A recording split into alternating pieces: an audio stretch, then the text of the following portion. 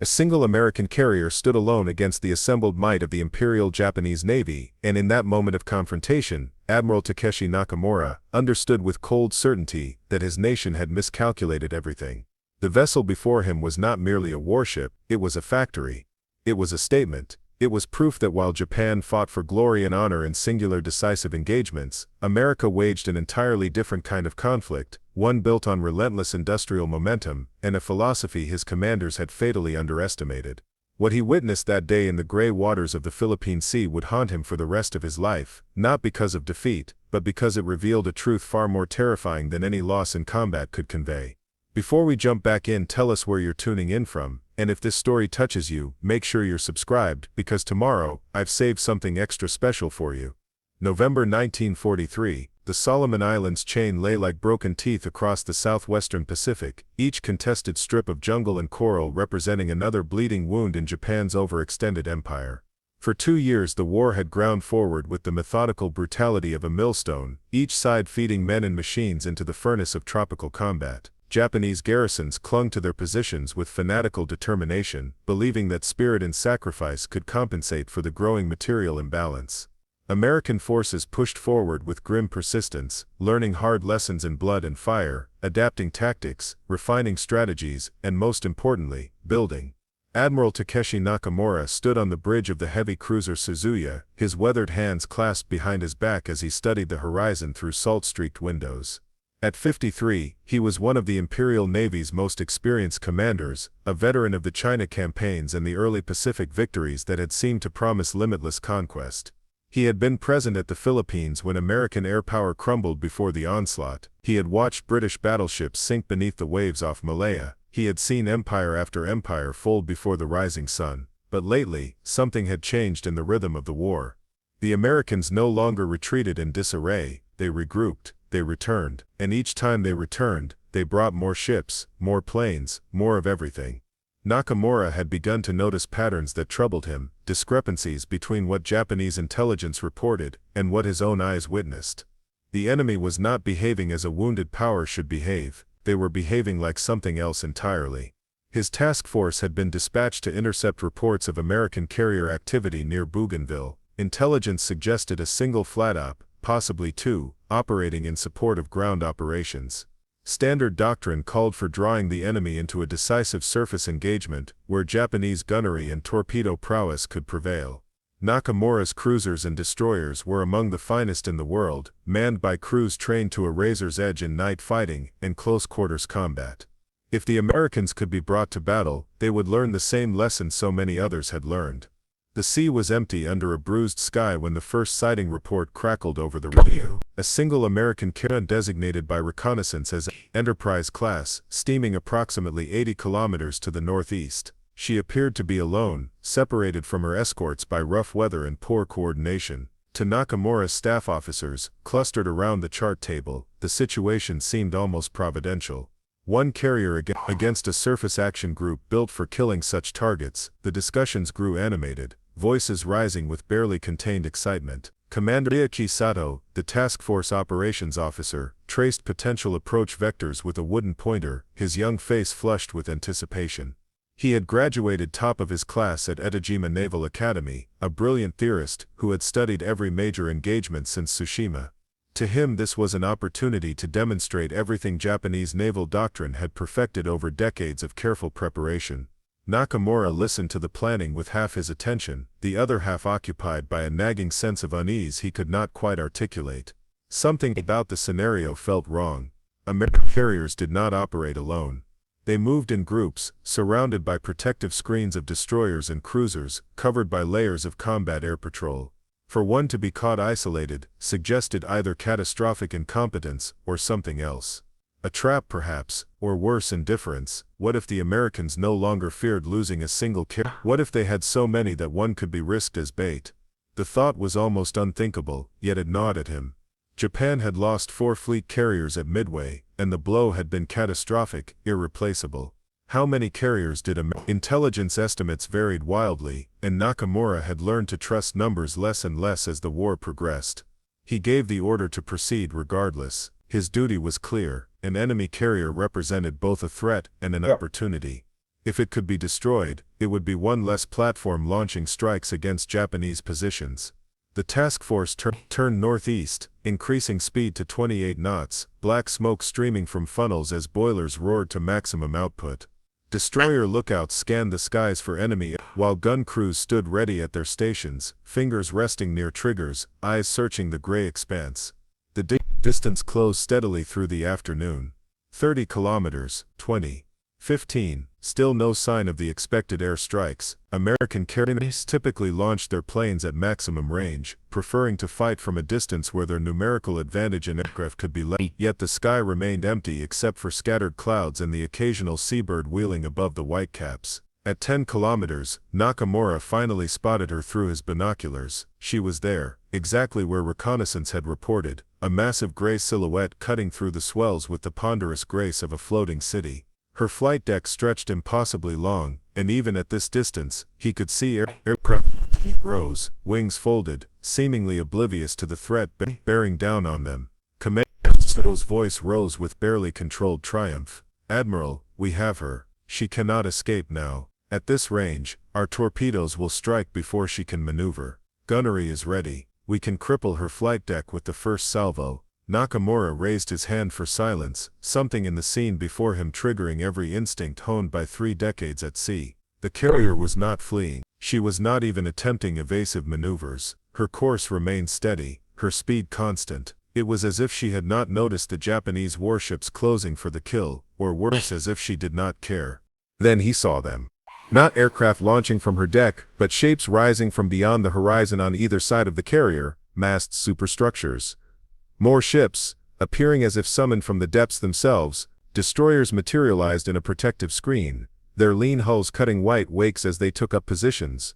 Behind them came cruisers, their turrets trained outward in a posture of confident defense, and beyond those, emerging like mountains from morning mist, came more carriers, not one, not two. 5 American flatops steamed in a loose formation, their combined flight decks representing more naval aviation capacity than Japan's entire remaining carrier force. The lone vessel had not been isolated. She had been the lure, and Nakamura had brought his ships within striking range of a concentration of power that could obliterate his entire task force within minutes. Sato's face drained of color as the tactical display updated with new contacts. "Admiral, we counted wrong. They have 5 carriers here. 5. How is this possible?" Intelligence said nothing about such a concentration. Nakamura did not answer immediately. He was too busy watching the American formation, studying its composition with the eye of a professional. What he saw made his blood run cold, not from fear of immediate destruction, though that threat was certainly present, but from the implications of what lay before him. Every one of those carriers was new. Not refitted, not repaired from earlier damage. Brand new construction, their hulls still bearing the fresh paint of recent commissioning. He could tell from the subtle differences in their superstructures, the variations in their island configurations that marked them as products of different shipyards working to slightly different specifications. This was not a carefully husbanded fleet, making do with scarce resources. This was a production line. "Order all ships to come about," he said quietly. "Maximum speed. Launch smoke. We are withdrawing." Sato stared at him in confusion. "Sir, we still have the range. If we commit to a torpedo run now, we can at least damage several of them before their aircraft launch. We cannot simply retreat without engaging." Nakamura turned to his operations officer, and in that moment, Sato saw something in the admiral's eyes that silenced all protest. It was not fear. It was comprehension. It was the look of a man who had just glimpsed the shape of his own nation's future and found it unbearable. "Commander, we are not retreating from a battle. We are witnessing an inevitability. Look at those ships. Look at how many there are. This is not about courage or tactics anymore.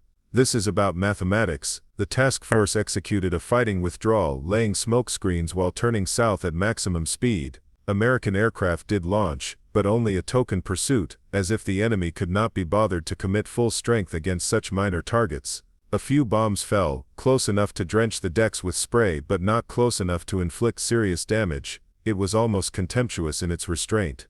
As the Japanese ships raced away and the American formation faded into the gathering dusk, Nakamura remained on the bridge long after his officers had left to file reports and see to their stations. He stood alone, watching the wake trail behind Suzuya, thinking about what he had seen and what it meant. That night, In his cramped cabin, he wrote a letter he knew would never be sent, words intended for no one but himself, a way of processing the revelation that had settled over him like a shroud. "We have been fighting for decisive victory," he wrote in careful characters. "We have been fighting for honor and glory, for the singular engagement that would break the enemy's will. But the Americans are not fighting that kind of war at all. They are fighting a war of production, of replacement, of endless material superiority. For every ship we sink, they build 3 more. For every pilot we shoot down, 10 more graduate from their training programs. They are not trying to defeat us in battle, they are trying to drown us in steel." He paused, brush hovering over paper, and then added a final observation that would prove profound. "You cannot win a war of attrition against a nation that treats aircraft carriers the way we treat destroyers. We built our fleet over decades. They are building theirs in months. This is not a war between equals, this is a war between philosophies, and ours is already obsolete." The Solomon Islands campaign ground on through the following weeks, each engagement following the same exhausting pattern. Japanese forces would dig in, fight with suicidal determination, inflict casualties, and ultimately be overwhelmed by sheer weight of material. The Americans came with more ships, more planes, more ammunition, more of everything. They took losses that would have been crippling to Japan and simply absorbed them, replacing damaged vessels with fresh ones, rotating exhausted units out and bringing rested ones in. Nakamura's task force participated in several more operations, always on the edge of larger engagements, always seeing the enemy in greater numbers than the previous encounter. He kept meticulous notes on American fleet compositions, tracking ship movements, counting hulls, attempting to build an accurate picture of what his nation faced. The numbers he compiled were terrifying in their implications. In December, he was summoned to Rabaul for a conference of senior naval commanders. The mood in the cramped bunker complex was grim. Recent losses had been severe, and replacement pilots were arriving with increasingly inadequate training, rushed through abbreviated programs that could not replicate the rigorous preparation of the pre-war years. Veteran aviators were being killed faster than new ones could achieve competency. Preparing and narrating this story took us a lot of time, so if you are enjoying it, subscribe to our channel. It means a lot to us. Now back to the story. The arithmetic was merciless. Nakamura presented his findings to the assembled officers, spreading charts and reconnaissance photographs across the table. "Over the past 2 months," he explained, "I have personally observed 13 distinct American carriers operating in the South Pacific Theater.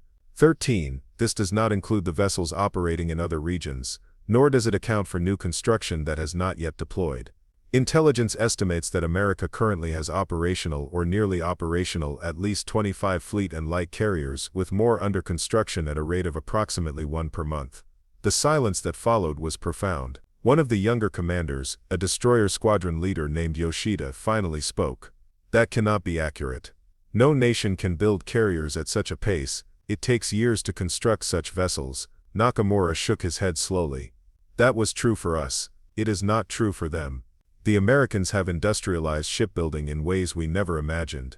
They use prefabricated sections, modular construction, assembly line techniques. They are applying mass production principles to warship construction. What took us 3 years to build, they are completing in 12 to 18 months. He pulled out a photograph, slightly blurred but clear enough to make his point. It showed an American shipyard, likely taken by a long-range reconnaissance aircraft before being shot down. The image revealed rows of carrier hulls in various stages of completion, arrayed like products in a factory. Cranes towered overhead. Thousands of workers swarmed over the structures like ants. The scale was staggering. "This is not a navy," Nakamura said quietly. "This is an industrial process. They are manufacturing naval power the way one manufactures automobiles. And we are trying to compete using craft traditions and limited resources." An older admiral, Rear Admiral Kurita, slammed his palm on the table. "Then what do you propose? That we surrender, that we abandon our posts and admit defeat? We still have spirit. We still have the will to fight. Those things cannot be manufactured." Nakamura met his gaze without flinching. "I propose nothing, because nothing I propose will change the fundamental equation. Spirit cannot sink ships that are replaced faster than we can destroy them. Will cannot train pilots faster than they are being killed. We are fighting an enemy that can absorb losses we cannot inflict rapidly enough to matter. This is not defeatism. This is mathematics." The argument that followed was heated but ultimately pointless. Everyone in that bunker knew the truth, even if they could not bring themselves to articulate it. The war had been lost the moment Japan decided to fight a prolonged conflict against an enemy with 10 times its industrial capacity. The early victories had been real, but they had also been meaningless in the larger calculus. America had simply needed time to mobilize, and once mobilized, the outcome was inevitable. Nakamura left the conference more exhausted than any battle had ever made him. He walked alone through Rabaul's ruined streets, past bomb craters and collapsed buildings, past anti-aircraft positions manned by hollow-eyed soldiers who knew they were defending a doomed position, but continued anyway, because duty demanded it. He found himself at the waterfront, staring out at the harbor where damaged ships lay anchored, awaiting repairs that would take months with the limited facilities available. A young lieutenant approached, saluting crisply. "Sir, your launch is ready to return you to Suzuya." Nakamura nodded but did not move immediately. "Tell me, Lieutenant, how long have you been in service?" "Since 1941, sir. I was at Pearl Harbor aboard the Akagi." "Then you have seen much. What do you think of our prospects?" The lieutenant hesitated, clearly uncertain how to answer such a question from a superior. "We will fight, sir. We will fight, sir. We will do our duty. Whatever comes." Nakamura turned to face the younger man, seeing in his eyes the same dedication that had animated Japanese forces since the war's beginning. It was admirable. It was also insufficient. "I do not question your courage, Lieutenant. I question our strategy. There is a difference between bravery and wisdom." The return to Suzuya was silent, the launch cutting through dark water under a moonless sky. Nakamura's mind churned with calculations, with scenarios, with the inexorable logic of resources and replacement rates. He thought about the American carrier he had seen, so casually operating in waters where Japanese ships now moved only with extreme caution. He thought about the 5 carriers that had appeared, and the 13 he had catalogued, and the 25 that intelligence claimed existed, and behind all those numbers lay the truly terrifying reality. More were coming. Always more. January 1944 brought new operations and new revelations. American forces landed at Cape Gloucester, secured with overwhelming fire support from vessels that seemed to appear in unlimited numbers. Japanese airstrikes launched from Rabaul's were decimated by layers of defending fighters, the kill ratios growing increasingly lopsided as American pilots gained experience while Japanese aviators were being killed faster than their skills could develop. Nakamura's task force was ordered to conduct a surface sweep, to try to disrupt American supply lines and demonstrate that Japanese naval power still posed a threat. They sortied at night, racing north through the Solomon Sea, hoping to catch transports or screening vessels isolated from main fleet protection. What they found instead was another lesson in the new reality of Pacific warfare. The radar contact appeared at 40 kilometers, designated as a probable destroyer or light cruiser. Standard protocol called for closing to visual range before engaging, but Nakamura hesitated. The Americans had demonstrated increasingly sophisticated radar capabilities, often detecting Japanese ships before being detected themselves. He ordered a cautious approach, speed reduced, cruise at full alert. At 20 kilometers, the contact multiplied. What had appeared to be a single vessel resolved into a formation of at least 8 ships, possibly more. The radar returns were strong, suggesting major combatants rather than transports. Nakamura ordered his formation to shadow the contact at maximum detection range, attempting to gather intelligence without committing to action. What he observed over the next 3 hours changed his understanding once again.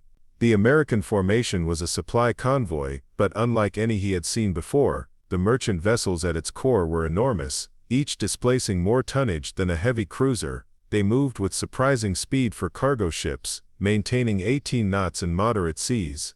Their escorts included not just destroyers but light cruisers and what appeared to be a small aircraft carrier, probably one of the escort types he had heard reports about but never personally encountered. The scale of the operation was staggering. This was not a desperate run to resupply a besieged garrison. This was routine logistics, the steady pulse of material flowing forward to sustain operations. The cargo capacity represented in that single convoy likely exceeded everything Japanese forces in the region possessed combined. And this was just one convoy among dozens, perhaps hundreds, that must be operating across the Pacific theater. Commander Sato stood beside him on the bridge, watching the radar plot with undisguised frustration. "We could engage, sir. At least disrupt their operation. Force them to disperse or retreat, and accomplish what?" Nakamura asked wearily. "Sink one ship. 2. at the cost of exposing our position and inviting retaliation from the carrier escort. They will replace whatever we sink within a week. We will not replace the ships we lose at all. Then what are we doing out here? Bearing witness, Nakamura replied. Learning, trying to understand exactly what we are facing. They shadowed the convoy until dawn, then withdrew as American air patrols began launching. No shots were fired. No contact was made. It was the most dispiriting operation Nakamura had ever conducted, because it made clear the futility of Japanese interdiction efforts. The Americans were not vulnerable to the kind of guerre de course tactics that might have disrupted a more fragile supply line. They had too many ships, too much capacity, too much redundancy. Back at Rabaul, he filed a detailed report that he knew would be read, filed and ultimately ignored. His conclusions were too pessimistic, too corrosive to morale, too honest about the mismatch between Japanese capabilities and American resources, but he included them anyway, because someone needed to state the truth plainly, even if that truth was unpalatable.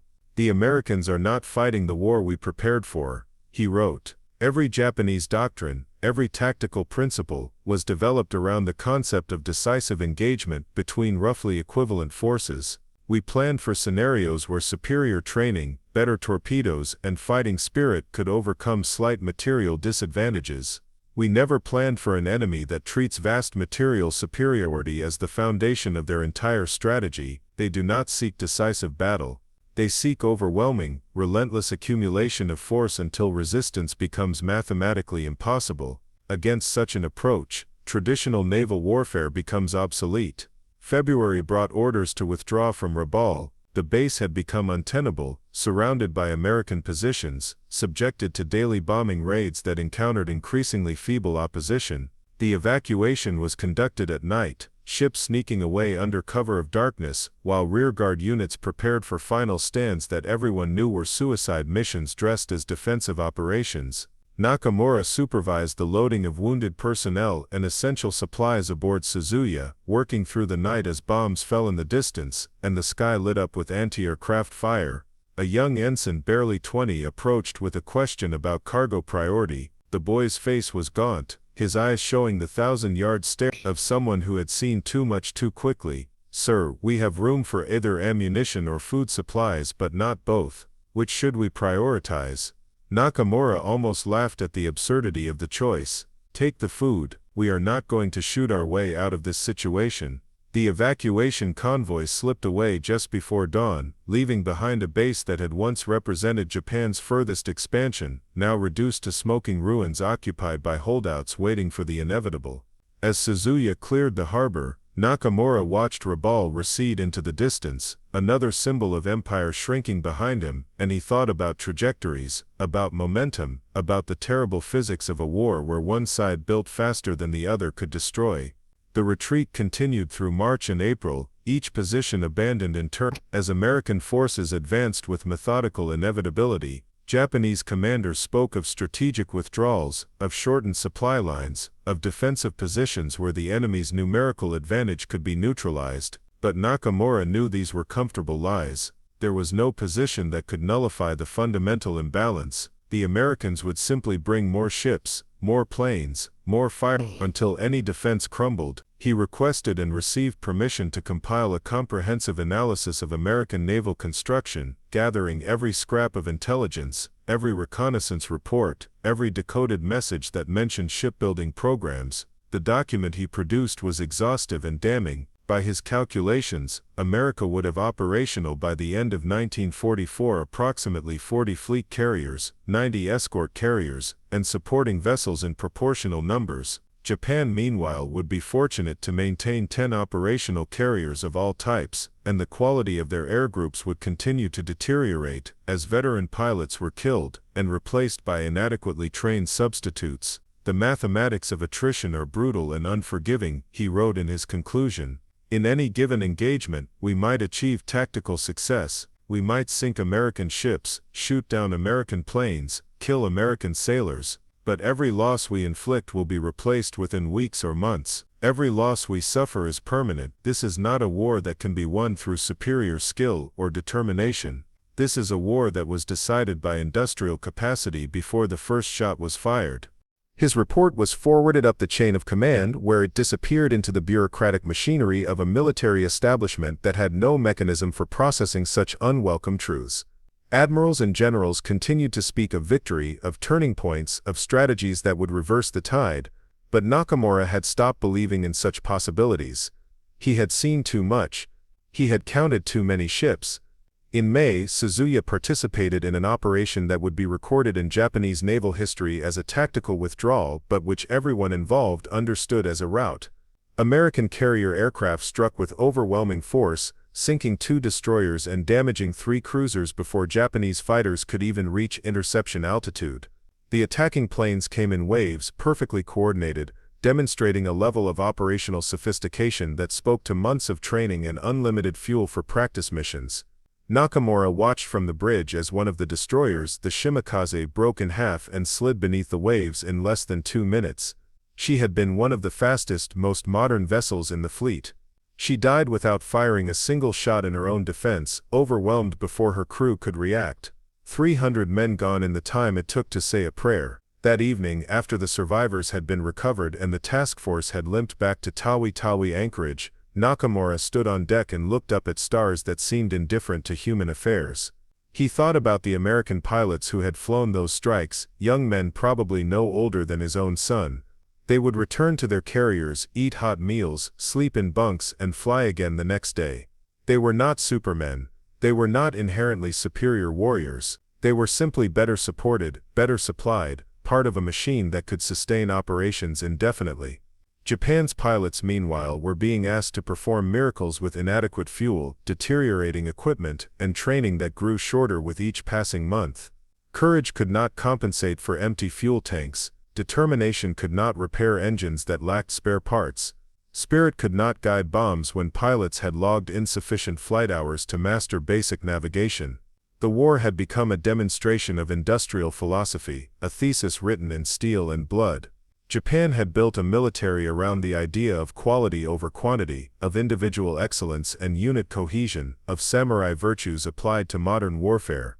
America had built a military around the idea that quantity had a quality all its own, that overwhelming material advantage rendered traditional martial virtues obsolete, that war was ultimately about logistics and production capacity. Both approaches had internal logic, both reflected deep cultural values, but only one could function effectively in a prolonged modern conflict between industrial powers of vastly different sizes. Nakamura understood this now with crystalline clarity. The question that haunted him was why Japan's leadership had not understood it before committing the nation to this path. June brought the Mariana Islands campaign and with it the battle that American forces would call the Great Marianas Turkey Shoot. Nakamura was not present for the main engagement, his damaged task force assigned to secondary operations, but he received the reports, read the casualty lists, absorbed the magnitude of the catastrophe. In a single day of air combat, Japanese naval aviation had been effectively destroyed as a fighting force, hundreds of planes lost, hundreds of irreplaceable pilots killed, multiple carriers sunk or crippled. And on the American side, minimal losses, their aircraft returning safely to decks that had launched them, their pilots living to fly again. The pattern was clear. The trajectory was set. Everything that followed would simply be execution of an inevitable conclusion. Nakamura knew this, and knowing it, he wrote one final report, not for his superiors but for posterity, for whoever might someday try to understand how a navy that had achieved such spectacular early success could fall so completely. We lost this war on December 7, 1941, he wrote. Not in the sense that defeat was immediate, but in the sense that the outcome was determined by the choices we made that day. We chose to attack an enemy with 10 times our industrial capacity, assuming that spirit and initial success would force a negotiated peace. We chose to believe that Americans lacked the will to fight a prolonged war. We chose to ignore the fundamental mathematics of resource disparity. Every victory we won was borrowed against a future we could not afford. Every ship we sank returned as 3 ships. Every pilot we killed was replaced by 10 pilots. We fought the war we wanted to fight, beautiful in its tactical precision, glorious in its execution. America fought the war of brute industrial reality. There was never any question which approach would prevail. He sealed the report in a waterproof envelope and entrusted it to a junior officer with instructions to deliver it to his family after the war if any of them survived. Then he returned to duty, commanding his remaining ships, following orders, executing the operational directives that came from headquarters, maintaining discipline and morale among men who could see as clearly as he could see that they were fighting a losing battle. Admiral Takeshi Nakamura would survive the war, one of the few senior officers to do so, and in the decades that followed he would speak occasionally about what he had witnessed. In university lectures and historical interviews, he would describe that day in the Philippine Sea when he had approached a single American carrier and discovered 5. He would talk about the revelation that had struck him then, the understanding that had reshaped his conception of modern warfare. War is not about courage, he would tell students. Courage is universal. Every military possesses brave soldiers. War is not about technology, though technology matters. War between industrial powers is about production capacity, about replacement rates, about the ability to absorb losses and continue operations. Japan built beautiful ships, trained magnificent pilots, fought with unparalleled bravery, and we lost because we could not replace what we lost faster than we were losing it. America did not defeat us through superior tactics or strategy, they defeated us by building carriers faster than we could sink them. Once I understood that, I understood the war was already over. Everything afterward was merely the working out of industrial mathematics. The tragedy of the Pacific War in Nakamura's telling was not that Japan fought poorly or lacked courage. The tragedy was that Japan's military leadership confused tactical excellence with strategic viability, mistook early success for sustainable advantage, and committed the nation to a conflict whose outcome was determined by factors no amount of bravery could overcome. The samurai tradition valued individual prowess, honor in combat, death before dishonor. These were admirable values, but they could not compete with an enemy that valued production efficiency, logistical redundancy, and the industrial capacity to simply overwhelm opposition through sheer volume of material. The day Japanese officers faced that American carrier and realized they were fighting a different war was not a single day, but a gradual dawning of comprehension, repeated across dozens of encounters, reinforced by every sighting of new American ships, confirmed by every intelligence report of accelerating production. But for Nakamura it had begun that afternoon in November 1943, when he had approached what he thought was an isolated target and found instead an entire fleet, fresh from the shipyards, bristling with planes, manned by rested crews, backed by resources that seemed limitless. In that moment, he had seen the future clearly. He had seen the asymmetry that no tactical brilliance could overcome. He had seen the fundamental truth that would define the war's remaining years. America was not fighting Japan's war. America was fighting America's war, leveraging its strengths, deploying its advantages, using industrial might as the ultimate weapon. Japan could win battles. America would win the war because America had transformed war itself into an industrial process, and in such a contest there could be only one outcome.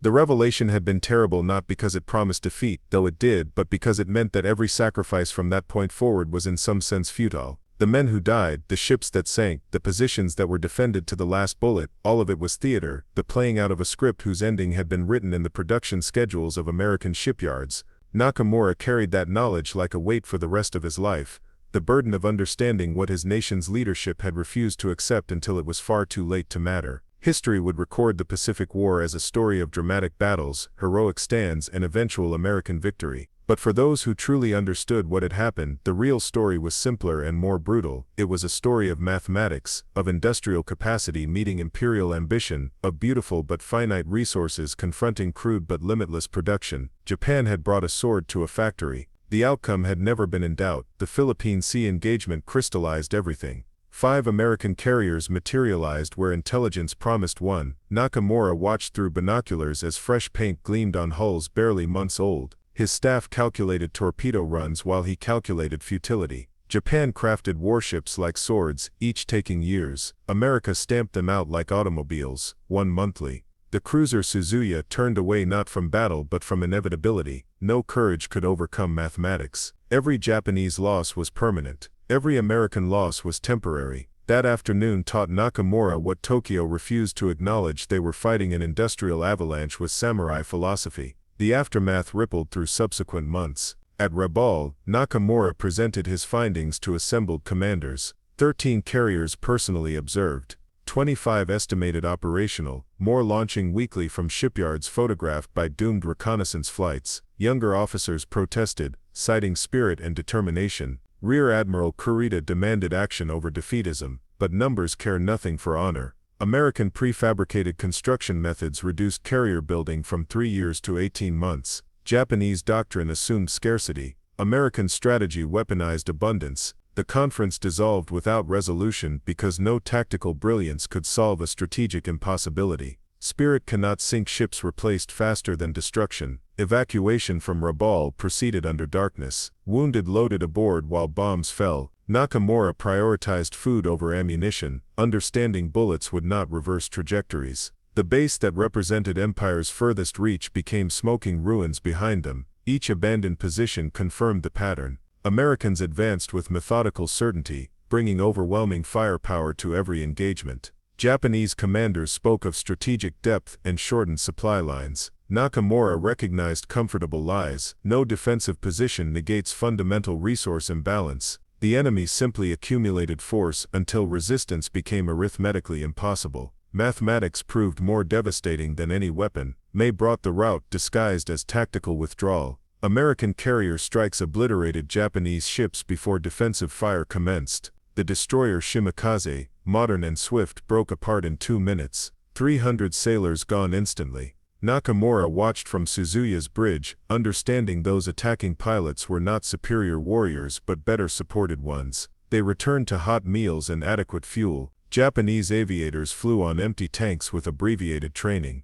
Courage could not compensate for logistics. Spirit could not guide bombs when flight hours were insufficient. Industrial philosophy had defeated martial tradition through sheer overwhelming capacity. The Marianas Turkey shoot in June decimated what remained of Japanese naval aviation. Hundreds of planes lost, hundreds of irreplaceable pilots killed. American losses remained minimal. Nakamura compiled his final analysis, writing not for superiors but for posterity. Japan lost December 7, not through immediate defeat but through choosing to fight an enemy with tenfold industrial capacity. Every early victory borrowed against an unaffordable future. America fought the war of brutal industrial reality, while Japan fought the beautiful war of tactical precision. Only one approach sustained prolonged modern conflict. The outcome was never questionable. Nakamura survived to speak at universities decades later, explaining that war between industrial powers centers on production capacity and replacement rates.